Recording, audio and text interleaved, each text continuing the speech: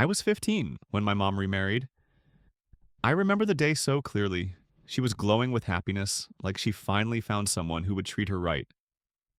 After years of watching her cry herself to sleep, seeing her smile like that made me believe things were finally going to change for the better. Her new husband, Mark, seemed perfect on the outside. He was charming, polite, and always made an effort to include me. At first, I felt lucky. I thought maybe I'd finally have a father figure, someone I could trust, someone who would look out for both of us. But I had no idea what was really going on behind that perfect smile. At first, everything seemed fine.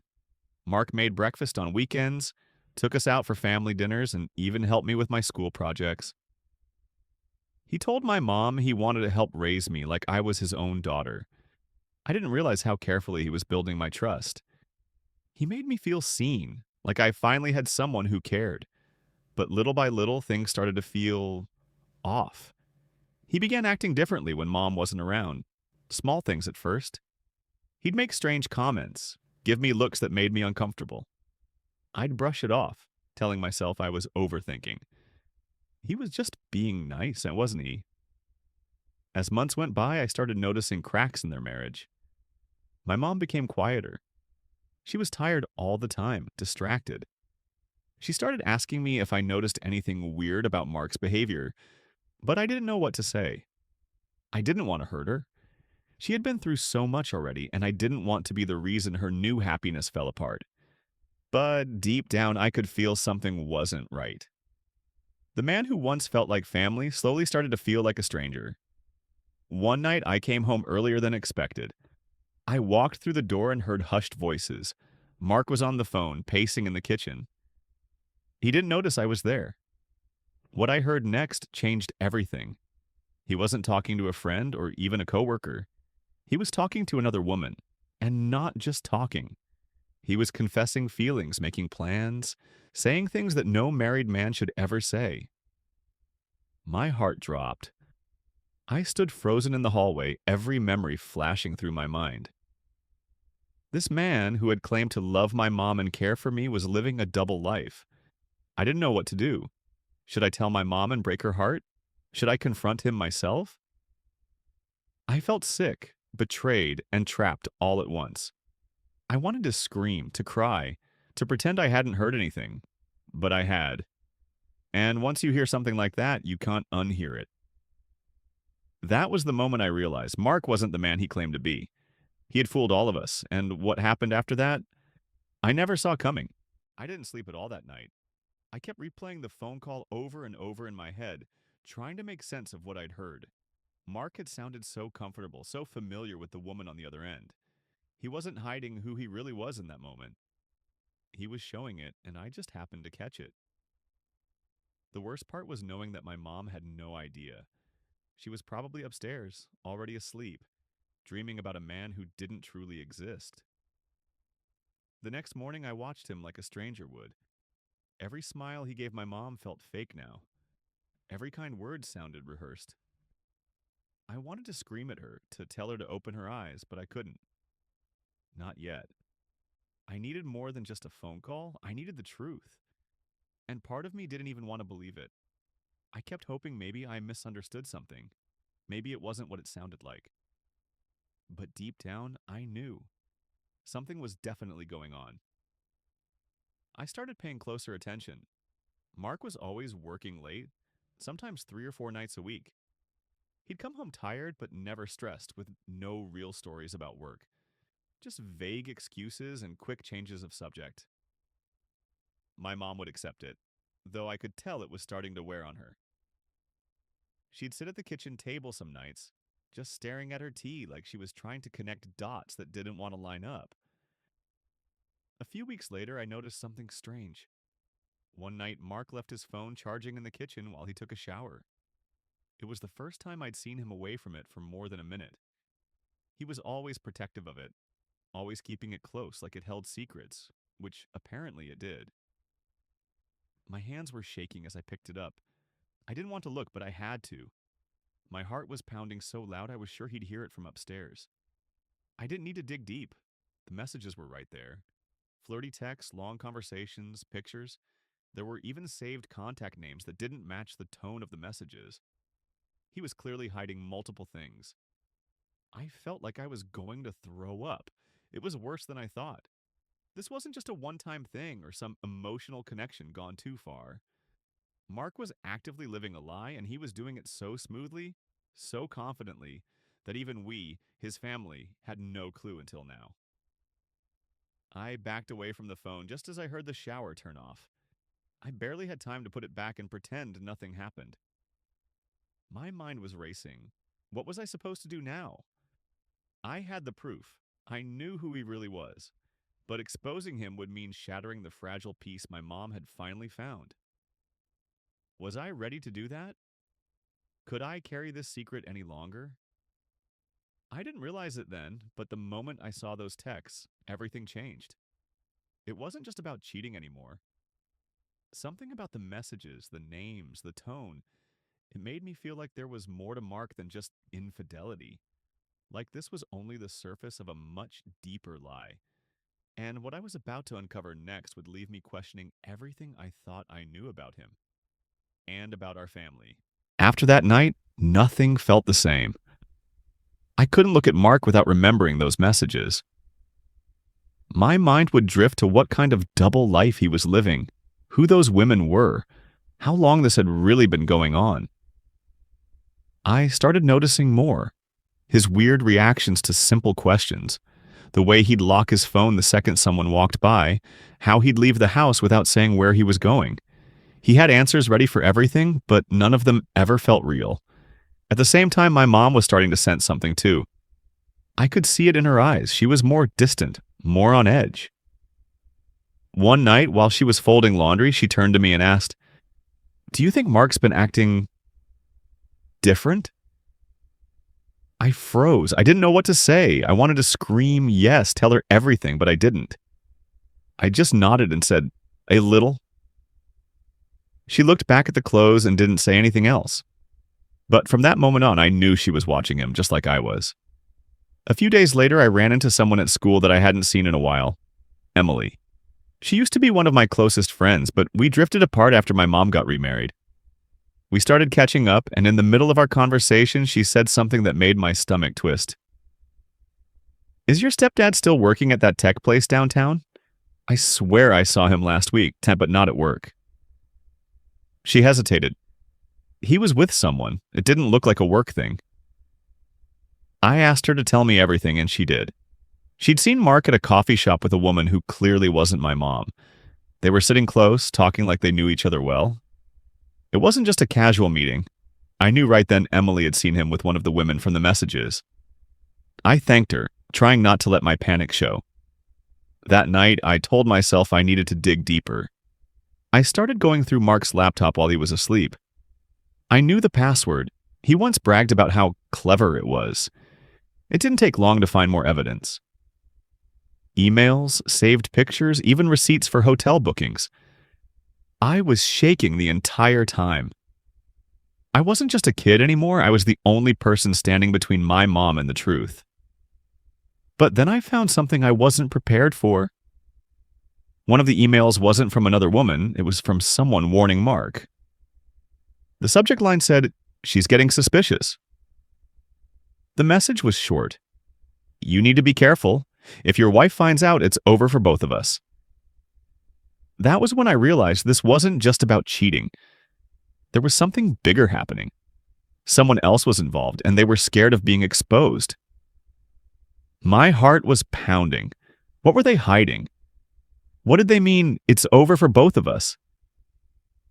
I thought I was just uncovering infidelity, but this was turning into something else entirely. Something darker, and I was already in too deep. After reading that email, I couldn't think straight. I read it over and over, hoping it would somehow change, hoping I'd misunderstood. But it was clear. Mark wasn't just cheating. He was hiding something even more serious, and someone else was in on it. That one message turned everything upside down. I had been trying to protect my mom from heartbreak, but now I felt like I was protecting her from something much more dangerous. And the worst part was, I still didn't know what. I started to notice things I'd missed before. Strange phone calls that Mark would take in the garage with the door closed. Random nights when he'd leave the house late, saying he forgot something at the office. And once I caught him slipping a manila envelope into the trunk of his car before rushing off without saying a word. I had so many questions. Who was the person emailing him? What did they mean by over for both of us? Was it financial? Was it something illegal? Or was it something even worse? I wanted to tell my mom so badly, but I couldn't drop this on her without knowing everything. So I kept digging. Every moment he was gone, I searched for more answers. I checked his call logs, his emails, even trash files on his laptop. That's when I found something that chilled me. Scanned documents with fake names, receipts in cities he never told us he traveled to, and photos of him with other people. Not just women, but men too. Meetings, smiles, handshakes, all under different names. It was like he had more than one identity. One name kept showing up. Daniel? There were emails addressed to him using that name, and even a fake ID file saved in a hidden folder. That's when I started to feel scared. Who was this man living in our house? Was Mark even his real name? My hands were shaking so badly I almost dropped the laptop. I didn't know if I was uncovering infidelity or falling headfirst into something criminal. Then one night, I heard arguing downstairs. My mom's voice, shaky but angry, and Mark's, low and tense. I crept to the top of the stairs, heart pounding. "You think I don't see it?" she was saying. "The lies, the late nights. Do you really think I'm that blind?" He tried to calm her down, but she wasn't backing off. "I deserve the truth, Mark. Or Daniel, or whatever your name is." I froze. She knew. Somehow she had found out too. But before I could even process what was happening, I heard something crash. Like a glass thrown against the wall. Then silence. My breath caught in my throat. I didn't know what had just happened. I was about to run downstairs when I saw the front porch light flicker, then go completely dark. And that's when I saw someone outside. A shadow near the window, watching, not moving, just standing there in the dark. I wasn't sure who they were, or worse, how long they had been there.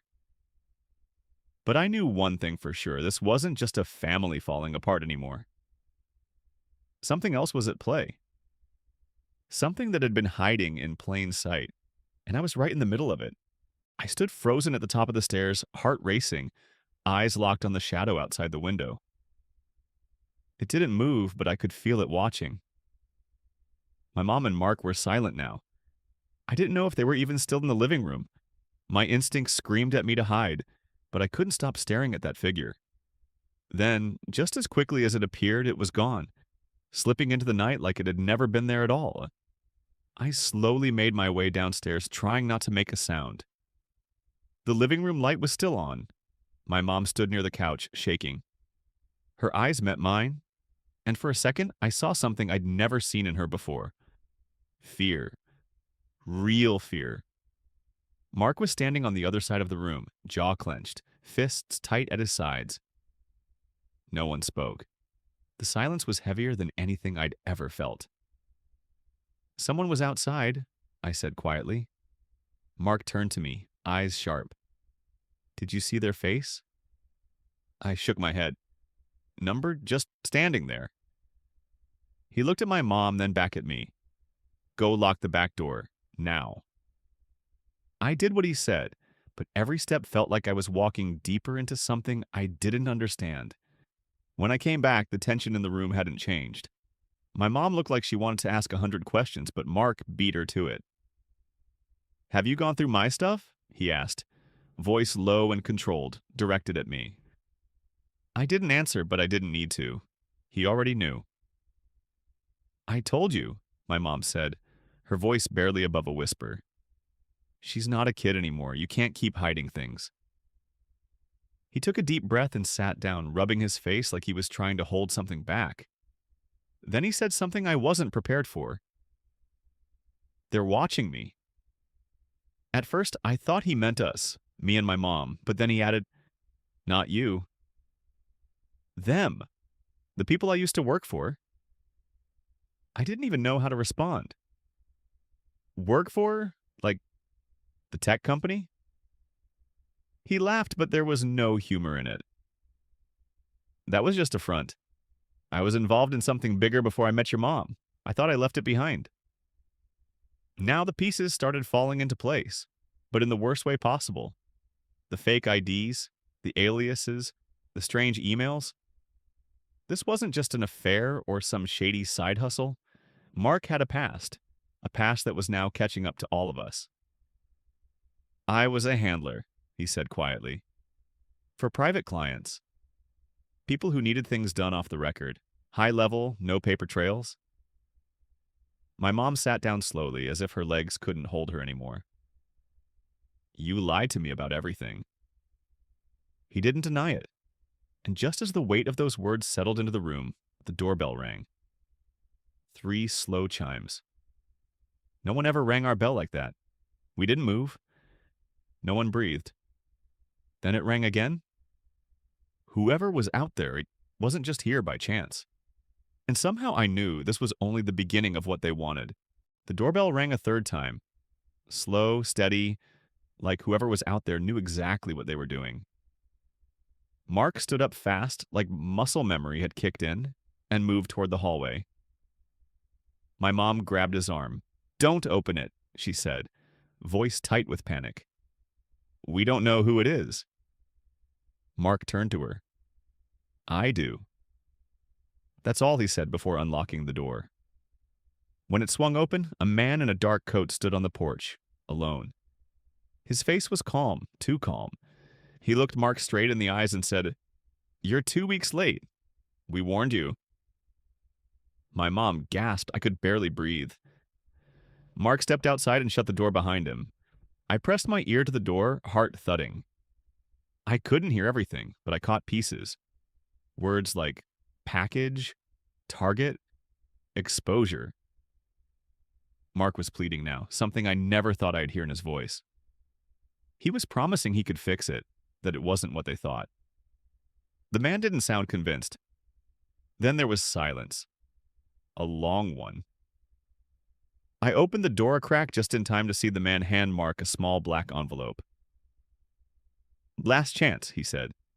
This time, it's not just your life on the line. Then he turned and walked away, disappearing into the night like a ghost. Mark came back inside, his face pale and blank. He dropped the envelope on the coffee table. My mom stared at it, then at him. What is it? He didn't answer. He just sat down and stared at the floor. I opened it. Inside was a photo of me, taken from across the street through my bedroom window. My stomach dropped. Mark looked up, eyes wet. They're using you now to make sure I finish what they started. It was all too much. My mom broke down. I stood frozen, trying to process what this meant. Mark was the reason we were in danger, but in some twisted way, he was also the only one who could protect us now. That night, we packed bags and left the house behind. Mark said he knew a place. Somewhere safe. We didn't ask questions, we just went. But here's the twist. 3 weeks later, while checking into a motel under a fake name, my mom stepped outside to take a call. She came back pale, shaking. Her sister had been contacted by someone claiming to be Daniel. He said we were in danger because of her, not Mark. Everything I thought I knew? Shattered all over again. The motel room felt colder after that call. My mom stood by the door holding her phone like it had just burned her hand. I could see her trying to make sense of it, the same way I had been for weeks. He said my name, she whispered. Not yours, not Mark's, mine. Mark didn't speak at first. He just stared at her, then slowly nodded like something had finally clicked. It was never just about me, he said quietly. They must have known about you too, before we ever met. The truth came out piece by piece over the next few days. Years ago, before she met Mark, my mom had briefly worked for a financial firm overseas. She never talked about it much, just said it was a chapter she closed when she returned home. But what she didn't know was that the company she worked for was later tied to illegal activity. Money laundering, hidden accounts, offshore schemes. Nothing ever touched her directly. She was young, barely involved. But someone remembered her name, and someone thought she still knew something valuable. That's why Mark was sent to her. At first, he was just supposed to get close, learn what she knew, report back. But then something unexpected happened. He fell for her. Genuinely. He left the job behind and tried to build a real life with us. But you can't just walk away from people like that. They kept watching, waiting, and when he didn't deliver, they made threats. Quiet at first, then louder. That's when he started slipping, cheating, lying, hiding things, trying to protect us in the only way he knew how. It was twisted, complicated, but somehow it made sense now. We stayed off the grid for a while. Mark used old contacts to keep us hidden. My mom contacted someone she used to trust from that firm, someone who confirmed everything. She hadn't done anything wrong, but she'd been caught in the shadows of something much bigger than herself. Eventually, the threats stopped. The phone calls ended. Maybe they got what they wanted elsewhere. Or maybe they realized she truly didn't know anything. We never found out for sure, but we rebuilt. Slowly. Looking back, the story wasn't just about infidelity or secrets or lies. It was about how easy it is to believe we know someone until everything unravels. Trust can be broken. Love can be tested. And sometimes the person you fear the most is just trying to protect you the only way they know how. That's what happened when I trusted my stepfather. He showed me who he really was. Not just the man who betrayed us, but the man who tried to save us.